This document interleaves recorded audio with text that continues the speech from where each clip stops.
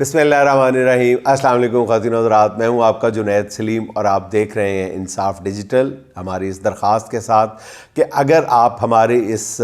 کوشش کو، کاوش کو اچھا کام سمجھتے ہیں تو برائے کرم خود بھی ہمارے اس فیس بک اور یوٹیوب چینل کو سبسکرائب ضرور کر لیں اور اپنے کم از کم 5 دوستوں کو اپنا فرض سمجھ کے یہ کام ضرور کر دیں کہ ان کو بھی کہیں کہ وہ بھی اس چینل کو سبسکرائب کریں۔ ناظرین، D G I S P R کی پریس کانفرنس ہو گئی اور یہ نیوز کانفرنس جو تھی وہ بعض حوالوں سے بہت سارے لوگوں کے لیے خوش آئند تھی اور کچھ معاملات میں کچھ لوگوں کے لیے مایوسی کا باعث بھی تھی۔ خوش آئند اس حوالے سے تھی کہ D G I S P R صاحب نے حکومت اور تحریک انصاف کے درمیان ہونے والے مذاکراتی عمل کو سراہا ہے اور ساتھ ہی ساتھ وہ یہ خبر بھی دے گئے ہیں کہ اصل مذاکرات پس پردہ ہو رہے ہیں، کیونکہ انہوں نے پس پردہ مذاکرات سے متعلق سوال پر کوئی کمنٹ نہیں کیا، گویا ان کی خاموشی اصل جواب تھی اور ان کی خاموشی کو یار دوست سمجھ رہے ہیں کہ انہوں نے اس کا جواب جو ہے اثبات میں دیا ہے۔ D G I S P R توقع کے عین مطابق فوجی عدالتوں کے فیصلے کا دفاع کرتے ہوئے نظر آئے، البتہ اس بات سے پی ٹی آئی کے ہمدردوں کو کچھ مایوسی ضرور ہوئی ہے کہ وہ آج بھی نام لیے بغیر ملک کی سب سے بڑی جماعت کو انتشاری سیاست کرنے والے ہی کہتے رہے۔ فوج کے ترجمان نے آبویسلی 26 نومبر کے واقعات پر اپنا موقف بیان کیا، جو وزیر دفاع کے موقف کے قریب نظر آیا کہ اس روز فائرنگ جو تھی وہ علی امین گنڈا پور کے گارڈز نے کی تھی۔ اینیوے ناظرین، اب کچھ بات کر لیتے ہیں اڈیالے کے مکین کی، جس کی استقامت اور بہادری نے اسکرپٹ لکھنے والوں کو زچ کر کے رکھ دیا۔ وہ حکمران جن کا فرمایا ہوا کبھی قانون سمجھا جاتا تھا، وہ اپنی ہی ایک جیل کے ایک قیدی کے سامنے فریادی بنے نظر آتے ہیں اور اس قیدی سے معافی مانگنے کی رعونت زدہ فرمائشیں کرنے والے اب اس سے الٹا این آر او طلب کر رہے ہیں۔ اسے ہر صورت جیل میں رکھنے کی ضد کرنے والے اب اس کے سامنے گڑ گڑا کر درخواستیں کر رہے ہیں کہ خدا را اس جیل سے نکلو اور ہماری بھی جان بخشی کرو، مگر قیدی نمبر 804 ڈٹ گیا۔ وہ کسی بخشش کے نتیجے میں جیل سے نکلنے کے لیے تیار نہیں ہے، بلکہ خود کو بے گناہ ثابت کر کے باہر آنے کے لیے بےتاب ضرور ہے۔ اس نے شرط رکھی ہے کہ پہلے اس کے بے گناہ کارکنوں کو جیل سے رہا کیا جائے۔ ناظرین، یہ کہنا بہت آسان ہے، بہت آسان ہے کہ یہ کیا بات ہوئی، ایسے ہی اس نے ڈائلاگ بولا ہے عمران خان نے۔ یہ ڈائلاگ بولنا بھی بڑے بڑے سیاستدانوں کا کام نہیں ہے، یہ کسی کے حصے میں یہ بات قدرت نے لکھی نہیں تھی جو عمران خان نے آج کر دیا کہ پہلے میرے کارکنوں کو رہا کرو اور مجھے بے شک اندر رکھو۔ یہ جملہ بول دینا بھی کسی میں اتنا جگرا نہیں ہے، آج تک کسی سیاستدان میں نہیں تھا، اور حکمرانوں کی خواہش ہے آبویسلی کہ عمران خان کو جیل سے رہا کرنے کی بجائے پہلے مرحلے میں اسے بنی گالہ منتقل کر کے اسے سب جیل قرار دے دیا جائے، پھر دوسرے مرحلے میں بنی گالہ سے سب جیل کا سٹیٹس بھی ہٹا لیا جائے، کیونکہ اگر عمران خان کو جیل سے رہا کیا گیا تو ایسا منظر ہوگا کہ پورا ملک عمران خان کے استقبال کے لیے جیل کے باہر ہوگا اور ایسے مناظر ہوں گے کہ جس سے پوری دنیا میں یہی تاثر جائے گا کہ عمران خان ہی پاکستان کی سب سے بڑی سیاسی حقیقت ہے۔ اور ایسی صورت میں موجودہ فارم 47 والا نظام جو ہے وہ چند لمحوں کے اندر ہی زمیں بوس ہو جائے گا اور پھر نظام کے رکھوالوں کو عمران خان کی ہر بات ماننی پڑے گی۔ عمران خان کا جیل سے باہر آنا ہی سب سے بڑی جو ہے وہ پی ٹی آئی کی کامیابی ہے، پھر اس کے بعد وہی ہوگا جو عمران خان چاہے گا۔ اب ایک طرف حکمران عمران خان کے حوالے سے تذبذب اور پریشانی کا شکار ہے تو دوسری طرف عمران خان ہر حوالے سے مکمل طور پہ یکسو ہے۔ اس نے مذاکرات جو ہے کھلے لفظوں میں خان صاحب نے مذاکرات کو کمیٹی کا کھیل قرار دے کر ترسیلات زر روکنے کی تحریک کا گرین سگنل دے دیا اور حکومت کو 31 جنوری تک کی مہلت دی ہے کہ وہ تحریک انصاف کے 2 مطالبات پر عملی طور پر کام شروع کرے۔ اگر حکومت نے ایسا کر دیا تو پھر ترسیلات زر روکنے کی تحریک جو ہے وہ مؤخر کی جا سکتی ہے، بصورت دیگر اس میں مزید شدت لائی جائے گی۔ اور ناظرین، آپ کو پہلے بھی بتا چکا ہوں کہ حکومت کا ہوم ورک اس کو یہ بتا رہا ہے کہ اگر اس پہ 20 سے 22% ٹو بی ویری ایگزیکٹ 22% عمل درآمد ہو گیا عمران خان کی اس اپیل پہ، تو پاکستانی معیشت جو ہے وہ کرپل کر جائے گی، اپنے گھٹنوں پہ گر جائے گی۔ اب ناظرین، عمران خان کا اپنے موقف کے لیے ڈٹ جانا، اس کے لیے ہر طرح کا ظلم برداشت کرنا ہماری تاریخ کا آپ غور کریں تو بالکل ایک انوکھا باب ہے، انوکھا باب ہے. اس سے پہلے ایسے کبھی دیکھنے میں نہیں آیا. جو کچھ عمران خان نے جو ریزیلینس شو کر دی ہے وہ اس سے پہلے کسی لیڈر نے کیا، کسی بھی سیاستدان نے شو نہیں کی. کسی پارٹی ہیڈ کی بات چھوڑ دیں، کسی سیاستدان نے بھی یہ ایسا عزم اور حوصلہ نہیں دکھایا جو خان دکھا گیا. اس لیے اب انہیں مشورے دیے جا رہے ہیں کہ وہ اپنے موقف میں لچک پیدا کریں. نون لیگ کی قیادت اور ان کے فکری رہنما جو پہلے عمران خان کا ٹھٹھا اڑایا کرتے تھے کہ یہ تو 2 دن کی قید برداشت نہیں کر پائے گا، اب عمران خان کو مشورہ دے رہے ہیں کہ انہیں اب اپنے موقف میں نرمی پیدا کرنا ہوگی، تھوڑا سا پیچھے ہٹنا پڑے گا. نون لیگ کے جو فکری دانشور ہیں ابصار عالم صاحب، ان کا کہنا ہے کہ اگر لیڈر کو اپنی قوم کی روٹی کی فکر ہو تو وہ اپنے آپ کو کہیں نہ کہیں جھکاتا ہے، کیونکہ جھکنے والے لیڈر سے قوم محبت کرتی ہے. یہ عجیب فلسفہ ہے، جھکنے والے لیڈر سے قوم محبت کرتی ہے. ابصار عالم صاحب ان چند لوگوں میں شامل ہیں جو نواز شریف کے بہت ہی قریب سمجھے جاتے ہیں، ناک کا بال سمجھے جاتے ہیں. وہ اس وقت جھکنے کا جو مشورہ عمران خان کو دے رہے ہیں، شاید اس طرح کے مشورے وہ ماضی میں اپنے لیڈر نواز شریف کو بھی دیتے رہے ہیں، اور ان مشوروں پر عمل کرنے کا ہی نتیجہ ہے کہ وہ خود اور پوری قوم جو ہے وہ ان مشوروں پہ عمل کا جو نتیجہ ہے وہ دیکھ چکی ہے کہ آج نواز شریف جو ہے وہ پاکستانی سیاست کے 12ویں کھلاڑی بھی نہیں رہے. یہ ابصار عالم کے مشوروں کا ہی اعجاز ہے کہ 3 بار کا وزیر اعظم جیل میں بیٹھی ایک کینسر زدہ خاتون سے ہزاروں ووٹوں سے ہار گیا. ابصار عالم صاحب، یہ وقت قیام ہے اور آپ عمران خان کو جھکنے کے مشورے دے رہے ہیں. آپ کے مشوروں کا نتیجہ ہم نواز شریف کی شکل میں پہلے دیکھ چکے ہیں. بہتر ہے کہ آپ نواز شریف صاحب کو کوئی ایسی نصیحت کریں کہ وہ اپنے سیاسی کیریئر کے اختتام پر اپنی کچھ بچی ہوئی عزت جو ہے اس کی رکھوالی کر لیں، جو تھوڑی بہت عزت بچی ہوئی ہے، کیونکہ ایسی نصیحت کرنا آپ کا فرض ہے. نصیحت کے معاملے میں انسان کو پوری ایمانداری اور اخلاص سے کام لینا چاہیے، اور ایسی نصیحت کرنے کے لیے خود بھی انسان کو اس کی تھوڑی بہت تصویر بنی ہوئی نظر آنا چاہیے. ورنہ انسان کا حال جو ہے وہ اس ماں جیسا ہوتا ہے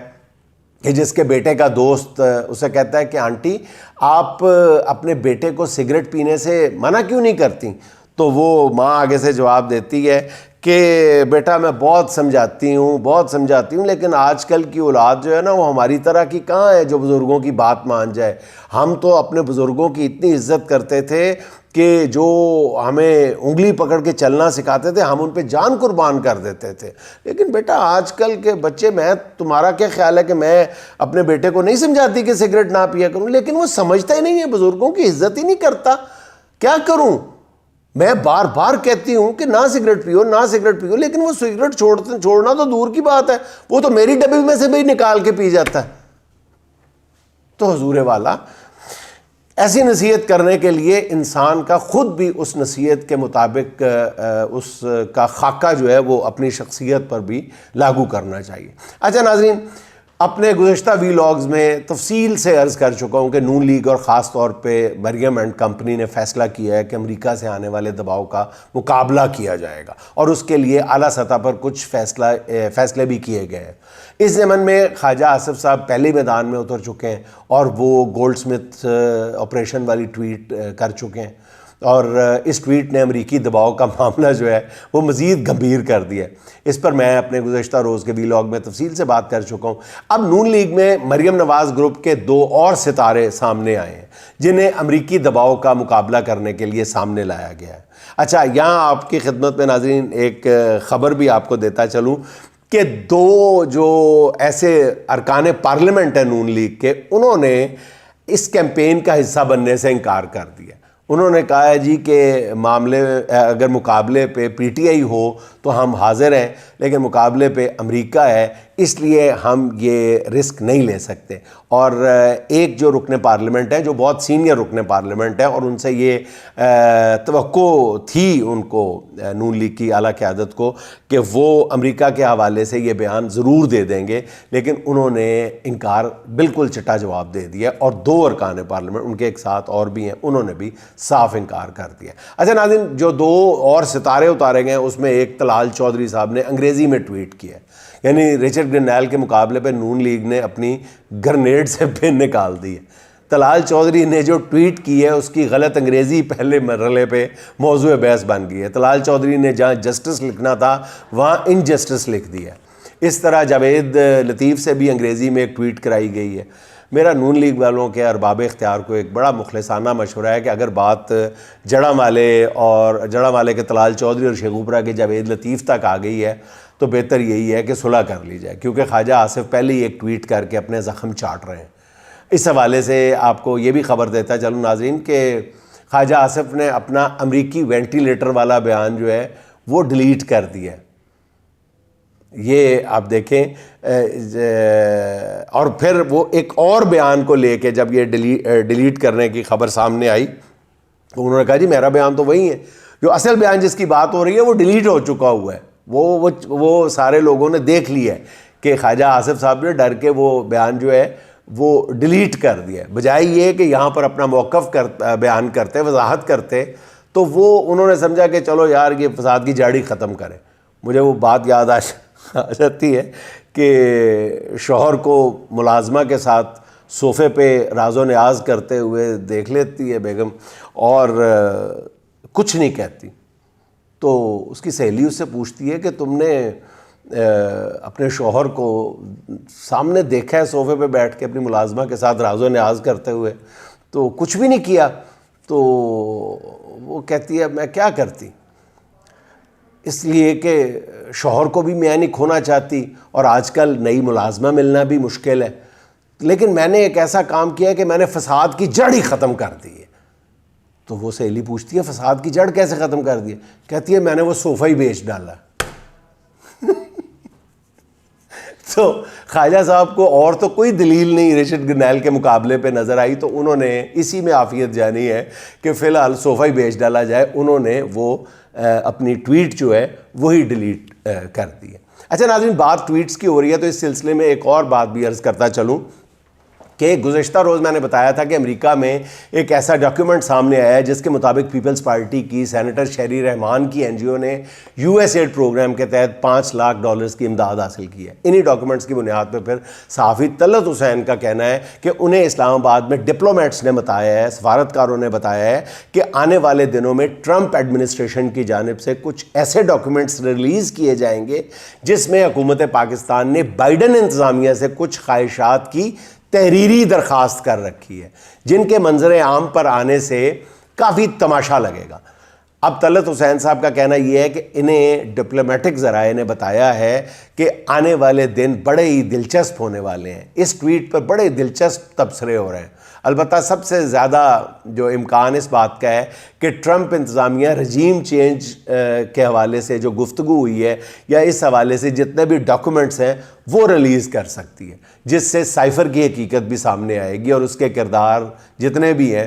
وہ بھی بے نقاب ہو جائیں گے. ناظرین خیر یہ بہت ایک تفصیلی موضوع ہے، بس ایک آپ کو اشارہ دے دیتا ہوں کہ سابق D G I S P R کے خلاف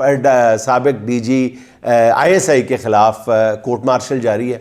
امریکی ڈاکومنٹ سامنے آنے پہ بڑی افراتفری مچنے والی ہے اور جیل میں بیٹھے شخص کی بے گناہی کے کچھ اور ناقابل تردید شواہد سامنے آنے والے ہیں. اور ناظرین آپ کو ایک اور بڑی خبر دیتا چلوں کہ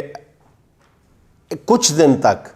بلکہ ہفتے 1.5 ہفتے تک یا زیادہ سے زیادہ 15 دن تک، 2 ہفتوں تک آپ یہ دیکھیں گے کہ 2 انتہائی اہم عدالتی شخصیات کی رخصتی ہو جائے گی، استعفے کی شکل میں یا کسی اور شکل میں. اور ان 2 شخصیات میں آپ کو بتاتا چلوں کہ جسٹس منصور، یا جن کے بارے میں کہا جاتا ہے کہ وہ رول آف لا کے حامی ہیں، سپریم کورٹ کے ججز ہیں، وہ نہیں ہیں. ان سے ہٹ کے اعلیٰ ترین 2 ججز جو ہیں وہ سامان رخصت جو ہے وہ باندھ سکتے ہیں، اور اس کام میں غالباً میرا خیال ہے 10-15 دن لگ سکتے ہیں۔ اس کے ساتھ ہی ناظرین اس شعر کے ساتھ آپ سے اجازت چاہتا ہوں۔ میں آدم زاد ہوں مولا تو مجھ کو جانتا تو ہے، میں آدم زاد ہوں مولا تو مجھ کو جانتا تو ہے، کہ زیادہ آزمائش پہ میں جنت ہار جاؤں گا، کہ زیادہ آزمائش پہ میں جنت ہار جاؤں گا۔ ناظرین خوش رہیں، خوش رکھیں، آپ سے ملاقات ہوگی انشاءاللہ اگلے ولاگ میں۔ اللہ حافظ۔